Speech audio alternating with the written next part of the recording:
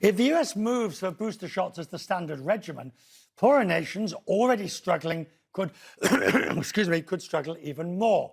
Dr. Seth Berkley is with me, the CEO of Gavi, the Vaccine Alliance. I said, it's always good to have you. Thank you, sir. When boosters came along, people like yourself warned that it would come at the cost of the developing world, as vaccines would be. Now, the developed world said, no, the OECD countries said, no, there's enough to go round. If they change the definition, what happens? Well, it's good to see you, Richard. And first to say the critical issue right now is there are still 43% of the world's population that hasn't received a dose of vaccine.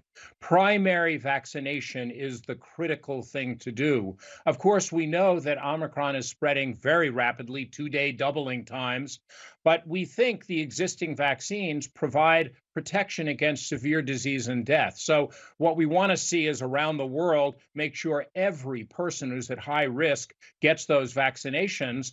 Then, of course, you do raise an important question. Will this need to change the regimens in those countries to having boosters as well to prevent infection and, of course, mild disease? Right. But Seth, at the moment, boosters are not mandatory. If boosters become part of the US definition of fully vaccinated, do you fear that will suck up sufficient vaccine to make it difficult in the developing world? Well, there's no question that will happen. We're already seeing dose donations, which have generously been provided, slowing down in some cases, and even some people saying maybe I need to take some of those back. Of course, if there's a lot of pressure on the companies to provide more doses for wealthy countries, it undoubtedly is going to have an effect globally. Now, of course, we're in a different place now. Since the last time I saw you, we've allocated 1.4 billion doses in the developing world. We'll have 800 to 900 million delivered by the end of this year. So we're beginning to cover those high-risk populations, but we're not there yet, and inequities still exist. The ability to vaccinate those countries. Now, we know, because we heard about it on last night's program, that one of the key issues is to build infrastructure in Africa, in Central and Latin America, where the vaccines are needed, build the infrastructure and deliver that way. Are you any more optimistic that this is happening on a sufficient scale than when we've spoken before? Well, of course, the interesting thing is that, in fact, developing countries have more experience in delivering vaccines in campaigns in large numbers than exist in the wealthy countries. But normally they have 6 months to a year to plan for it, and they have adequate finance and technical assistance. Nobody's ever tried to do this now in every country in the world at the same time. So the real challenge is to try to figure out what are the barriers in individual countries and work with them. We estimate 20 to 25 countries really have an absorption problem now. The rest have already tripled their rate of absorption, and we expect they'll be able to continue on that curve up.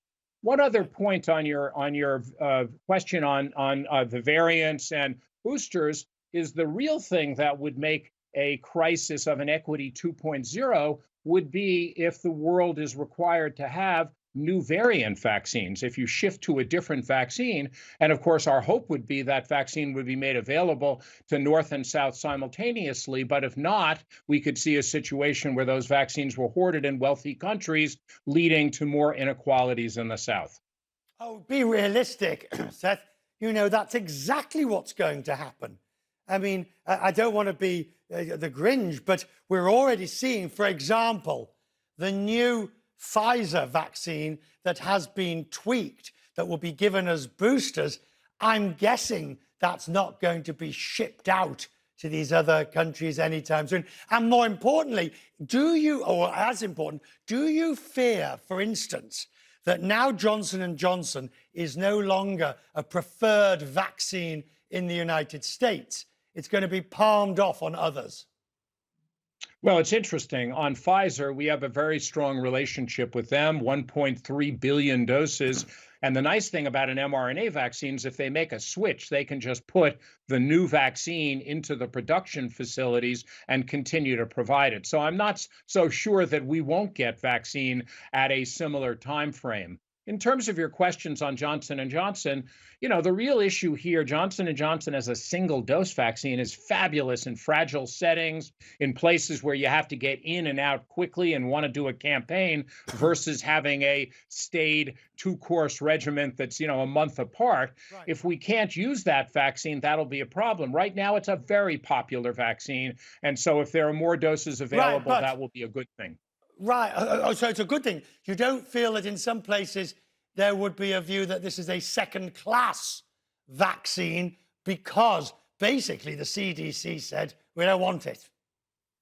Well, I think it's interesting to look at the difference in different places. So the Pfizer vaccine requires minus 80-degree temperatures, as we've discussed before. It requires a special diluent, special syringe. And so it isn't the vaccine for everybody. And so what we really want to provide countries with is a portfolio of vaccines. Sometimes a single dose vaccine is the best you can get. Other times, having a very high efficacy vaccine that requires ultra cold chain is okay. It's getting multiple vaccines. We just had a new class of vaccines get approval today. The Novavax vaccine, which is an adjuvanted protein, similar to what we use for flu, what we use for pneumonia, for meningitis, a very well-known vaccine, stable, long shelf life, and normal temperatures. That may be a great vaccine for the developing world. We'll have to see.